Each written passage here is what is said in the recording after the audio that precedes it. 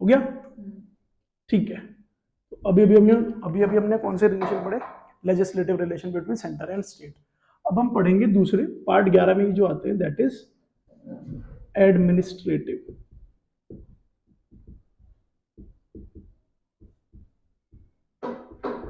255 तक वो थे, 255 के बाद क्या आता है? अरे वाह, वेरी गुड। 255 के बाद 256, ये बताई तुमने एक्सक्लूसिव चीज। और कहां तक है ये? 263 तक। ठीक है, तो ये है एडमिनिस्ट्रेटिव रिलेशन। जैसे कि जो रेसिडोरी पावर्स थी वो थोड़ी सी इंक्लाइन थी, मतलब लेजिस्लेटिव जो पावर थी वो थोड़ी सी इंक्लाइन थी किसकी तरफ? सेंटर की तरफ। ऐसे ही जो एडमिनिस्ट्रेटिव पावर्स है, दे रेस्ट विद किसके पास है? ये स्टेट्स के पास। इम्प्लीमेंटेशन का जो काम दिया गया है वो किसके पास है? स्टेट्स के पास दिया गया है। ठीक है। Constitution provision of parliamentary have specifically confers it on the centre. दो रेस्ट्रिक्शन दी है इसमें, बताना है। दो दो रेस्ट्रिक्शन दी है किसके ऊपर? On compliance. पूरा पढ़ इसको। हाँ, दो रेस्ट्रिक्शन है सेंटर के ऊपर। क्या क्या है? पहला बताना। To ensure compliance with the law made by parliament. इसका मतलब सीधा सीधा ये है कि जो लॉ बनाया गया हो पार्लियामेंट का, पार्लियामेंट के द्वारा जो बनाया गया लॉ है, उसको मेक श्योर करे कि वो स्टेट में इंप्लीमेंट अच्छे से हो रहा है या नहीं। ठीक है। एक रेस्ट्रिक्शन तो सेंटर को दी जाती है ये, और दूसरी क्या दी जाती है? नॉट टू इम्पीड और प्रिजुडाइस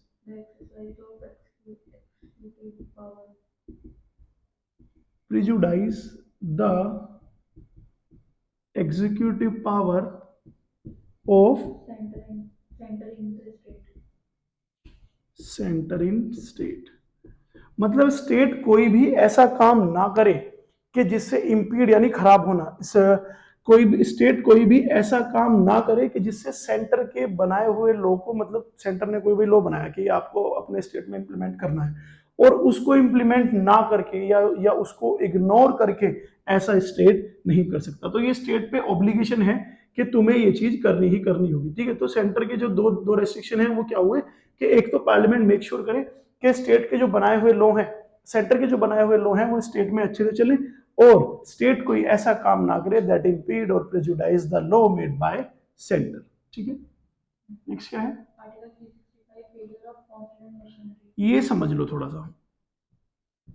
आर्टिकल 365 और आर्टिकल 356, ये तो तुम लोग सब जानते हो, इट इज प्रेसिडेंट रूल। ठीक है।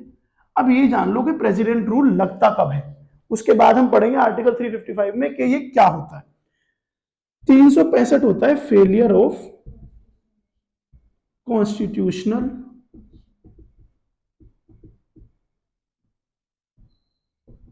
मशीनरी। ठीक है। सेंटर को दो रेस्ट्रिक्शन दिए गए थे कि स्टेट को वो देखे कि जो सेंटर के बनाए हुए लॉ हैं वो ढंग से काम कर रहे हैं नहीं, और स्टेट कोई ऐसा काम तो नहीं कर रहा जो अनकॉन्स्टिट्यूशनल है। तो अगर स्टेट इन दोनों में से किसी भी एक काम को नहीं करता तो वहां पे क्या लग जाता है कि यहाँ पे भाई कॉन्स्टिट्यूशन जो है वो बुरी तरह से फेल कर गया है। यानी कोई स्टेट सेंटर के हिसाब से ना चले, या फिर सेंटर के बनाए हुए लॉ से ना चले, संविधान के हिसाब से ना चले, तो वहां पे लग जाता है आर्टिकल 365 के फेलियर ऑफ कॉन्स्टिट्यूशन मशीनरी। और जैसे ही वहां पे फेलियर ऑफ कॉन्स्टिट्यूशन मशीनरी हो जाता है तो वहां पे फिर लग जाता है आर्टिकल 356 कि भाई जब ये स्टेट गवर्नमेंट अब सेंटर के हिसाब से चली नहीं रही, तो सेंटर को अब इस स्टेट को अपने अंडर में लेना पड़ेगा, और अंडर में जब लेते हैं तो इसको हम क्या बोलते हैं? President rule. It is suspension of, मतलब जो जो भी स्टेट की पावर होती है वो सारी ट्रांसफर हो जाती है कहाँ पे? सेंटर के पास। ठीक है। तो ये होते हैं आपके 365 और 356, याद रखना। 65 फेलियर ऑफ कॉन्स्टिट्यूशन मशीनरी, उसके बाद क्या होता है? President rule. नेक्स्ट क्या है?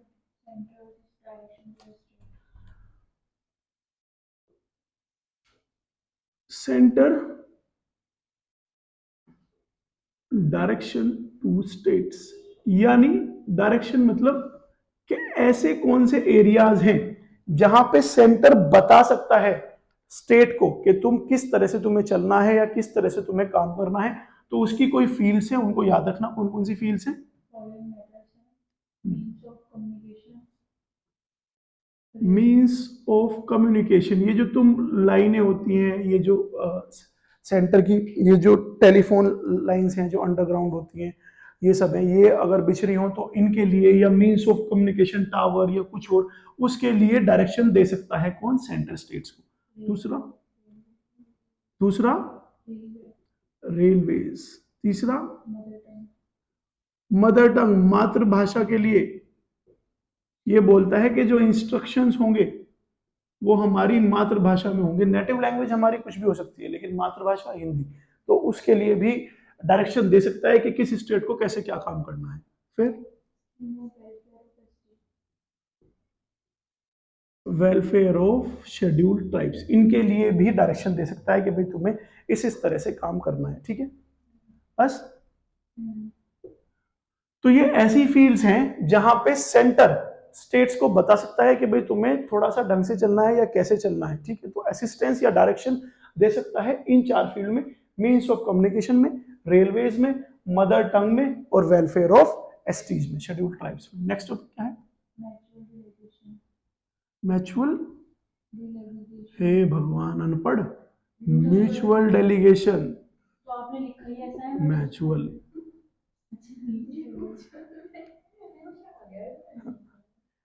म्यूचुअल डेलीगेशन का मतलब होता है, म्यूचुअल मतलब कि जैसे तुम लोग की प्रोफाइल में नहीं आता कि भाई ये तुम्हारा म्यूचुअल फ्रेंड है, यानी उसका भी फ्रेंड है और उसका भी फ्रेंड है। म्यूचुअल डेलीगेशन का मतलब होता है कि जब सेंटर और स्टेट एक साथ, ठीक है। डेलीगेशन मतलब अगर किसी लॉ को फॉर्मुलेट करते हैं, किसी लॉ को अगर बनाते हैं, ठीक है। तो इसमें 80th अमेंडमेंट एक्ट और 88 अमेंडमेंट एक्ट, ये दोनों इंपोर्टेंट है, इसको हम याद रखें कि 80 अमेंडमेंट एक्ट क्या है और 88 क्या है। 80 अमेंडमेंट एक्ट से क्या हुआ था, इसने 29%, 80 अमेंडमेंट एक्ट ने कहा था कि प्रोसीड्स ऑफ टैक्सेस किस तरह से बटेंगे बिटवीन सेंटर एंड स्टेट्स। तो इसमें इन्होंने क्या कहा था कि जो 29% ऑफ शेयर्स है प्रोसीड्स का, वो जाएगा किसको, स्टेट्स को, और जो रेस्ट है वो किसके पास जाएगा, सेंटर को। इसी स्कीम को कहा गया था ऑल्टरनेट स्कीम ऑफ डेवोल्यूशन, ठीक है। क्या कर रही है, हाँ तो ये मैं एक्स्ट्रा बता देता हूँ, कोई कोई चीज होगी ये कहीं ना कहीं यहाँ पे, ठीक है। म्यूचुअल डेलीगेशन का मतलब ये भी होता है कि जब सेंटर लॉ बनाती है स्टेट गवर्नमेंट के साथ, और जब स्टेट गवर्नमेंट लॉ बनाती है सेंटर के साथ, ठीक है। सेंटर जब स्टेट गवर्नमेंट के साथ बनाएगी तो परमिशन लेगी किसकी, गवर्नर, और स्टेट गवर्नमेंट जब सेंटर के साथ लॉ बनाएगी तो परमिशन किसकी लेगी, प्रेसिडेंट की, ठीक है। तो इस तरह से जब ये आपस में बैठ के किसी लॉ को बनाते हैं उसको क्या बोलते हैं, म्यूचुअल डेलीगेशन। अच्छा, ये चीज और बताओ इसमें कि इज इट पॉसिबल कि अगर सेंटर चाहे तो बिना स्टेट की मर्जी के भी लॉ बना सकती है क्या, बना देगी। लेकिन इसका उल्टा हो सकता है क्या, स्टेट गवर्नमेंट बिना सेंटर की मर्जी के लॉ बना सकती है क्या, नहीं बना सकती, ठीक है। तो it is not vice versa. Examiner इसमें तुमको कंफ्यूज ऐसे भी कर सकता है कि म्यूचुअल डेलीगेशन के अंदर अगर सेंटर चाहे तो स्टेट में लॉ बना सकती है, बना सकती है, एक बार को बिना गवर्नर की और स्टेट गवर्नमेंट की परमिशन के बगैर बना सकती है क्या, बना सकती है, लेकिन इसका उल्टा नहीं हो सकता।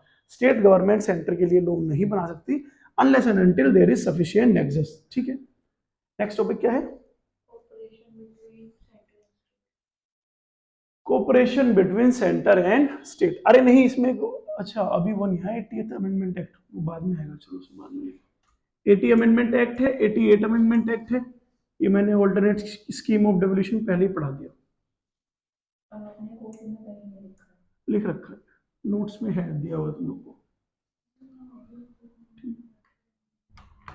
नेक्स्ट क्या है,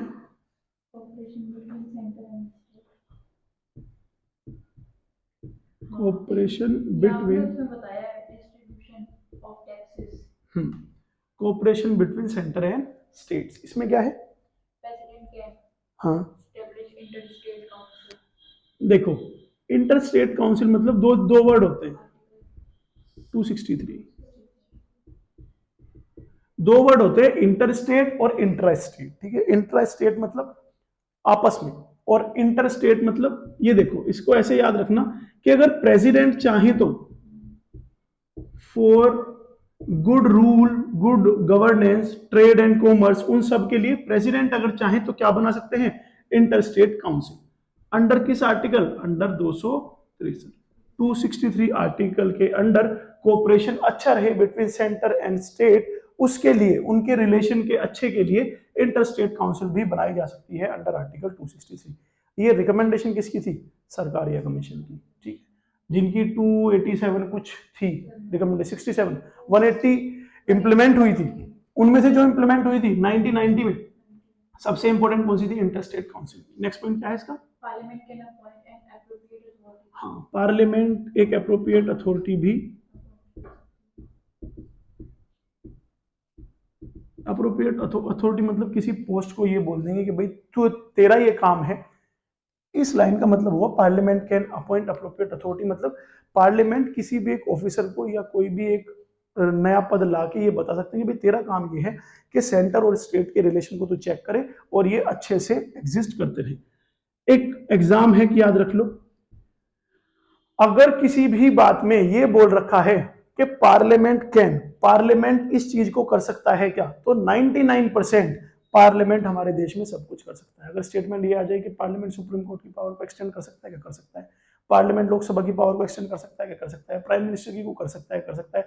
वैसे तो स्टेट का सेंटर का लो स्टेट में काम नहीं करेगा, लेकिन अगर पार्लियामेंट चाहे तो कर सकता है, या कर सकता है। तो जहां पे पार्लियामेंट कैन आ जाए तो 99% वो चीजें कर सकता है, unless and until basic structure खराब ना हो। ठीक, 99% मैंने क्यों बोला? क्योंकि नथिंग इज एब्सोल्यूट। ठीक है, नेक्स्ट हेडिंग क्या है?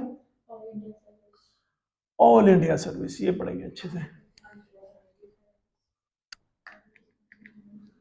ऑल इंडिया सर्विस समझते हो? तुम लोग किस चीज के लिए प्रिपरेशन कर रहे हो? ऑल इंडिया सर्विस के लिए? जरा थारा मुंह है ना। तुम्हें एनी मोहल्ला सर्विस भी नहीं मिल रही, ऑल इंडिया सर्विस। ये तो देखिए, इसको तो कितना खराब सा मुंह है, ये तो जी खराब हो जाए। ऑल इंडिया सर्विस, ठीक है भाई। ऑल इंडिया सर्विस के बारे में जानते हैं, बहुत लोग हैं जो इनके लिए मेहनत कर रहे हैं। ठीक है, इसके बारे में कुछ चीज जानते हैं। ऑल इंडिया सर्विस हमारे पास प्रेजेंटली कितनी है? प्रेजेंटली कितनी है? आईएएस, ठीक है बेटा, ये आईएफएस फॉरेन सर्विसेज नहीं है। ठीक है, क्योंकि वो तो मतलब ऑल इंडिया सर्विस कैसे हुई जब वो सर्वी बाहर कर रहे हैं foreign services. Indian administrative services, Indian police services और इंडियन फॉरेस्ट सर्विसेज, ये तीनों सर्विसेज हमारी कहलाती हैं क्या? All India services. अब ये देखो कि मतलब इनके पहले अलग अलग नाम थे। आईएएस को आईसीएस बोलते थे, इंपीरियल सिविल सर्विसेज। आईपीएस का सिर्फ आईपी था, और ओरिजिनली जो थी वो सिर्फ ये दो थी। ओरिजिनली सिर्फ कौन सी थी? ये दो थी, यानी ये बाद में ऐड हुई है। तो बाद में कब ऐड हुई है? 1966 में ऐड। ठीक है, और ऑल इंडिया सर्विस का जो आर्टिकल होता है दैट इज आर्टिकल 312। ये जब आप लोग पार्लियामेंट चैप्टर पढ़ोगे तो उसमें भी हम लोग जानेंगे कि वैसे तो अगर हमसे कोई जनरली पूछ ले कि लोकसभा पावरफुल होती है या राज्यसभा, तो लोकसभा पावरफुल होती है in most of the cases. लेकिन अगर कोई ऑल इंडिया सर्विस ऐड करनी है या उसमें अगर कोई चेंज लाना है तो उसके लिए पावरफुल कौन होती है? राज्यसभा। अगर कोई ऑल इंडिया सर्विस ऐड करनी है तो राज्यसभा इंपोर्टेंट होती है। मेरे वाला जो अटेम्प्ट था, उस वाले अटेम्प्ट में मतलब बहुत बार न्यूज में आया था एडिटोरियल के लिए, और बात चल रही थी किसकी? ऑल इंडिया जुडिशियल सर्विसेज की, कि इसको भी ऐड किया जाए या ना किया जाए। तो इसमें हम लोगों ने बहुत सारे एडिटोरियल्स पढ़े थे, उसमें उनकी राय जानी थी। तो ये इंप्लीमेंट, ये मतलब हो नहीं पाई, बट इस पर बात चल रही थी। अब अगर ऑल इंडिया जुडिशियल सर्विस बनती तो वो बनती कहां से? वो पावर बनाने की किसके पास थी? राज्यसभा के पास। मतलब पास तो हर जगह से होगी, लेकिन इसके पास पावर होती है कि जो बिल इनिशिएट होगा वो कौन से हाउस में होगा? राज्यसभा में। ठीक है, तो पर ये शायद इंप्लीमेंट हुई नहीं थी क्योंकि भाषा का वो आ रहा था भाई, अगर कोई डीएम है, अगर कोई आईएएस है और अगर वो तमिल में पोस्टेड है तो उसको अगर तमिल नहीं भी आती तो भी शायद उसका काम चल जाएगा, क्योंकि पब्लिक डीलिंग उनकी बहुत ज़्यादा नहीं होती, ऑफिस में बैठते हैं। लेकिन अगर जुडिशियरी, अगर कोर्ट में अगर वहाँ के जो जज है उसको वहाँ की भाषा ना आए तो थोड़ी सी प्रॉब्लमेटिक हो सकती है, ठीक है। तो इस ऑल इंडिया जुडिशियल सर्विस की बात हो रही थी। अगर आपको आंसर राइटिंग करना अच्छा लगता है और आपको करनी है तो इस पर आप कर सकते हो कि ऑल इंडिया जुडिशियल सर्विसेज होनी चाहिए या नहीं होनी चाहिए। क्रिटिकली एनालाइज, ठीक है, मेंस में बहुत काम की चीजें होती हैं कि एग्जाम में लिखा है, क्रिटिकल एनालिसिस लिखा है, शॉर्ट ब्रीफ लिखा है, क्या लिखा है, ठीक है। तो critically analyse all India judicial services, ये यहाँ पे बननी चाहिए या नहीं बननी चाहिए, ठीक। ऑल इंडिया सर्विसेज में इतना ही हमारे पास, और क्या है? हाँ, इट वायलेट्स। अच्छा ये देखो, इनका एक चीज और थी, इनका इमीडिएट कंट्रोल और इनका अल्टीमेट कंट्रोल। गलत बोल रहे हो गधो, उल्टा बोल रहे हो। इमीडिएट जो कंट्रोल होता है वो होता है स्टेट गवर्नमेंट के पास, लेकिन जो अल्टीमेट कंट्रोल होता है वो किसके पास होता है? सेंट्रल गवर्नमेंट के पास। यानी एक आईएएस अधिकारी को, एक आईएएस अधिकारी को अगर सीएम चाहे तो ज्यादा से ज्यादा क्या कर सकता है? जैसे ऐसे नहीं बोलते इमीडिएट इफेक्ट, कि तत्काल प्रभाव से आपको सस्पेंड किया जाता है, ठीक है। लेकिन उसकी नौकरी खा सकते हैं क्या? नौकरी नहीं खा सकते। नौकरी किसके हाथ में है? सेंट्रल गवर्नमेंट के हाथ में। तो इसका जो इमीडिएट कंट्रोल है वो है स्टेट गवर्नमेंट के पास, और जो अल्टीमेट कंट्रोल है वो है सेंट्रल गवर्नमेंट के पास, ठीक है। इनका जो एक नेगेटिव एस्पेक्ट है वो ये है कि it violate the principle of federalism.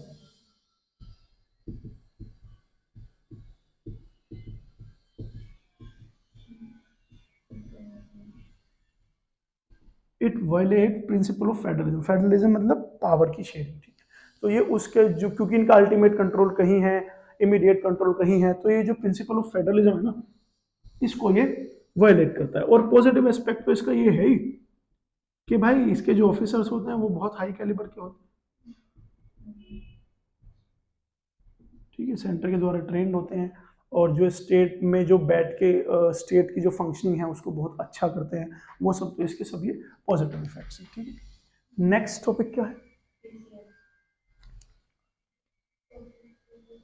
PCS, या हम इसको पीसीएस बोलते हैं, या पब्लिक सर्विस कमीशन यानी पीएससी। ये जो यूपीएससी पीसीएस, इसको हम इसमें डिटेल में नहीं पढ़ेंगे, क्योंकि जब ये एक टॉपिक आएगा ना कॉन्स्टिट्यूशनल बॉडीज, तो उसमें ये बहुत डिटेल में कितने मेंबर होते हैं, क्या क्वालिफिकेशन होती है, किस तरह से काम कर सकते हैं, उसमें ये बहुत डिटेल में है। अभी के लिए हम सिर्फ थोड़ा थोड़ा सा देख लेंगे। पब्लिक सर्विस कमीशन, ठीक है। इसमें क्या होता है भाई? जैसे यूपीएससी होता है सेंटर के लिए, ऐसे ही स्टेट पीसीएस होता है किसके लिए? स्टेट के लिए। इसके जो मेंबर है उनको अपॉइंट कौन करता है? Member appointed by governor but removed by president, ठीक है। तो सेंटर और स्टेट का मेल है या नहीं, कि जो अपॉइंटमेंट हो रहा है दैट इज बाय गवर्नर यानी स्टेट, और रिमूव पर किससे होंगे? प्रेसिडेंट से, ठीक है। और क्या है?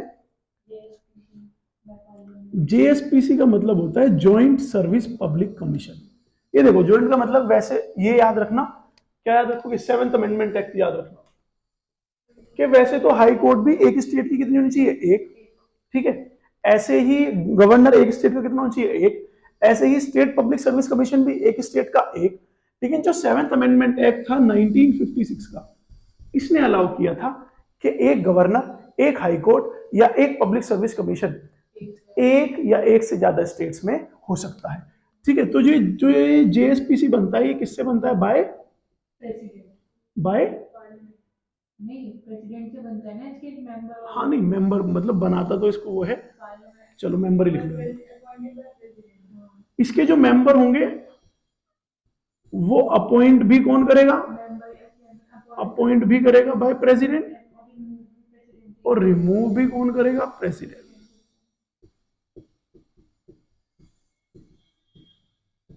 ठीक है। तो इसमें ये डिफरेंट है। ज्वाइंट मतलब फॉर एग्जांपल हरियाणा पंजाब, ठीक है।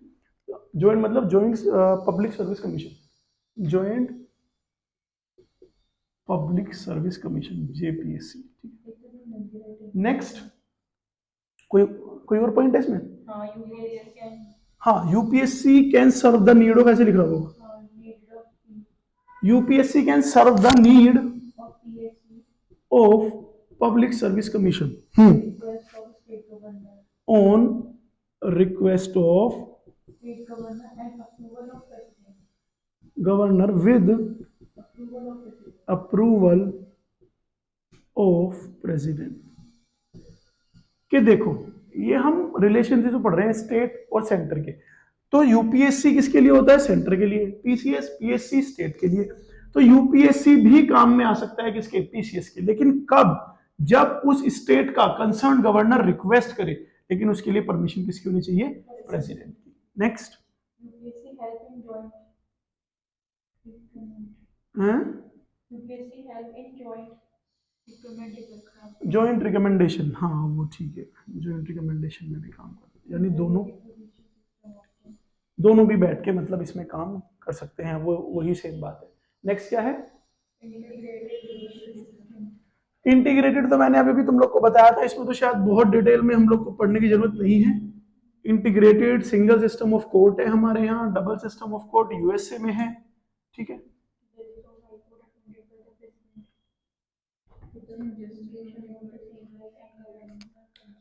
ठीक है, जुडिशियरी में क्या है?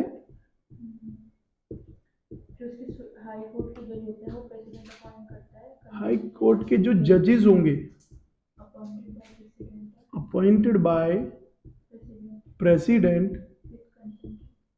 Consultation of CGI and governor. ये देखो कि जो हाई कोर्ट हैं उनके जो जजेस हैं उनको अपॉइंट कौन करेगा? प्रेसिडेंट। इस प्लस का मतलब होता है एडवाइस।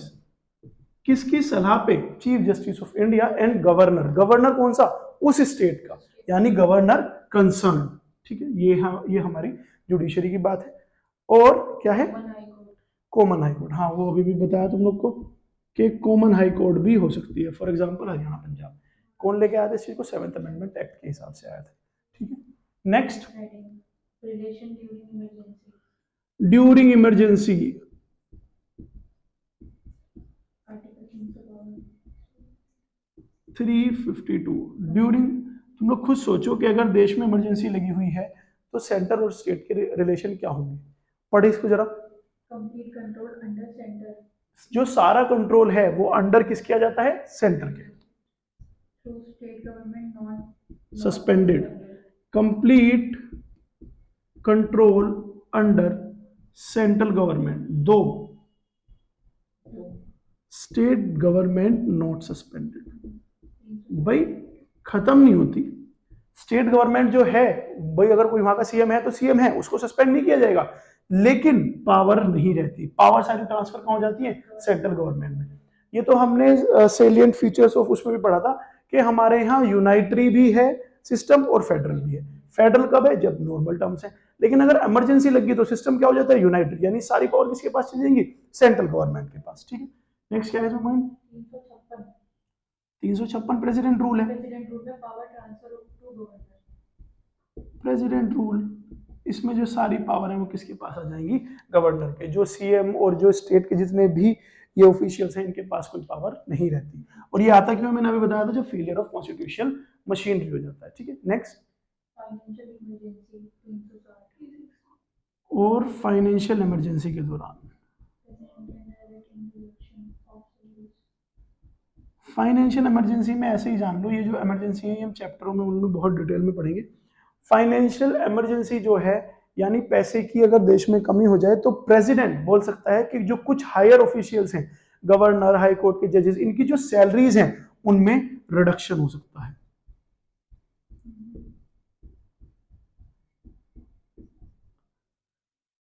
क्या आज तक हमारे देश में फाइनेंशियल इमरजेंसी लगी है?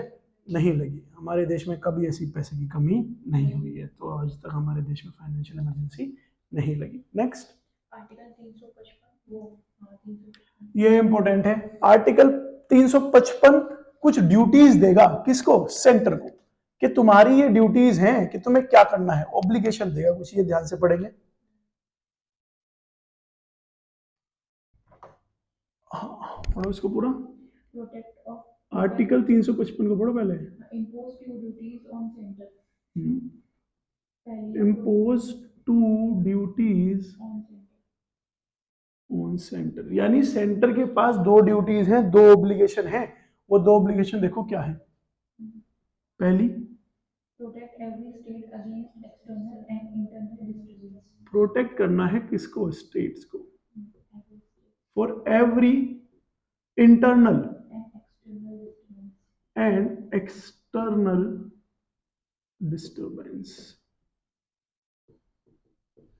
ये ड्यूटी है सेंटर की कि वो स्टेट को बचाएगा, किसी इंटरनल, भाई आंतरिक माहौल भी खराब ना हो, और एक्सटर्नल कोई एग्रेशन या एक्सटर्नल कोई थ्रेट उस पे ना हो। और दूसरा, इन अकॉर्डेंस विद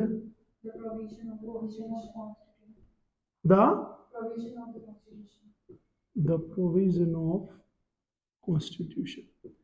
कि भाई ये जो स्टेट चल रहे हैं, ये स्टेट बिल्कुल ठीक ठाक चल रहे हैं, जैसे संविधान ने कहे थे उसी के हिसाब से अपनी पावर की एक्सरसाइज या बिल्कुल संविधान के हिसाब से चल रहे हैं। देखो सब कुछ इंटरलिंक्ड है। जब आर्टिकल 355 के अंडर ये ड्यूटी दी गई है किसको? सेंटर को, कि आप देखो कि कोई भी स्टेट ज्यादा तेज तो नहीं चल रहा, अपने हिसाब से तो नहीं चल रहा, कॉन्स्टिट्यूशन के हिसाब से चल रहा है या नहीं। जब ये ड्यूटी कोई नहीं मानता तो आर्टिकल 365 कि जी हाँ, तो फेलियर ऑफ कॉन्स्टिट्यूशनल मशीनरी हो चुका। जब ये हो जाता है तो फिर प्रेसिडेंट रूल 356, ठीक है। तो ये 350 जो, अगर आप लोग समझते हो कि एकदम से प्रेसिडेंट रूल लग जाता है, एकदम से नहीं लगता। पहले ये जो ड्यूटीज सेंटर को दी गई हैं 355 के अंदर, सेंटर बोलता है कि भाई ये ड्यूटीज यहाँ पे फॉलो नहीं हो रही, फिर फेलियर ऑफ कॉन्स्टिट्यूशनल मशीनरी होता है और फिर प्रेसिडेंट रूल लगाया जाता है, ठीक। नेक्स्ट, कुछ एक्स्ट्रा कॉन्स्टिट्यूशनल ड्यूटीज भी हैं, वो हैं जैसे कि NITI Aayog, central council, national development council, national integration council etcetera, ठीक है। यानी कि एक्स्ट्रा ड्यूटीज भी जो दी गई हैं, एक्स्ट्रा ड्यूटीज से तुम ऐसा समझो कि इन बॉडीज का, इन काउंसिल का क्या काम होगा कि सेंटर और स्टेट के जो रिलेशन है वो अच्छे से मेंटेन रहें और अच्छे से चलते रहें। उसी का वन ऑफ द एग्जांपल है नीति आयोग। नीति आयोग बीजेपी गवर्नमेंट लेके आई थी। ये बहुत ही इंपॉर्टेंट एक बॉडी है जिसको हम पढ़ेंगे अलग से, ठीक है। ये एम लक्ष्मीकांत में अलग से इसका चैप्टर है। नीति आयोग से पहले क्या था? Planning commission. प्लानिंग कमीशन का काम क्या था? पहले 5 ईयर प्लान्स आते थे कि उन 5 ईयर प्लान्स में कितना पैसा है, कितना पहुंच चुका है, कितने की और की जरूरत है, इसका एग्जीक्यूशन अच्छा हुआ है या नहीं हुआ है, वो सब देखा जाता था प्लानिंग कमीशन। बीजेपी गवर्नमेंट 2014 में आई, उन्होंने प्लानिंग कमीशन को खत्म किया और नीति आयोग को स्टैब्लिश किया, ठीक है। तो ऐसी ऐसी जो ये एक्स्ट्रा ड्यूटीज हैं कि सेंटर और स्टेट के हार्मोनियस रिलेशन रहे, ये काम करती हैं ऐसी बॉडीज, ठीक है। नेक्स्ट, ठीक है। कितने मिनट की हुई है वीडियो? 28 की हुई है अभी। हाँ तो ठीक है, फिर फाइनेंशियल आधे आधे घंटे की ये हो जाएगी। और जो नेक्स्ट हम लोग पढ़ेंगे वो हम पढ़ेंगे कौन से? Financial relation. इसमें तो और कुछ नहीं बचा ना। ये नीति आयोग एम लक्ष्मीकांत में एक पैरा दिया हुआ है इसका, उसके नीचे बहुत सारी बॉडीज है, ठीक है। नेशनल क्या नाम, डेवलपमेंट काउंसिल और ये सब, तो उसके मेंबर पूछ लेते हैं कि भाई उसका चेयरमैन कौन है या उसका मेंबर कौन है। तो मेक श्योर कि तुम लोग इसको याद रखो। सिर्फ आधे घंटे की ये वीडियो थी जिसमें आधे घंटे में एडमिनिस्ट्रेटिव रिलेशंस बताए गए। अब इस, अगर कोई सोचे कि भाई इस आधे घंटे से काम चल जाएगा, क्या चल जाएगा काम, लेकिन ये और भी अच्छा कब होगा जब तुम ये आधे घंटे की वीडियो देख लो और इसको देखने के बाद तुम एम लक्ष्मीकांत की एक रीडिंग कर लो, ठीक है। तो नेक्स्ट वीडियो में मिलते हैं जिसमें हम सेंटर और स्टेट रिलेशन को खत्म करेंगे और हम रिलेशन पढ़ेंगे कौन से? फाइनेंशियल रिलेशन, ठीक है।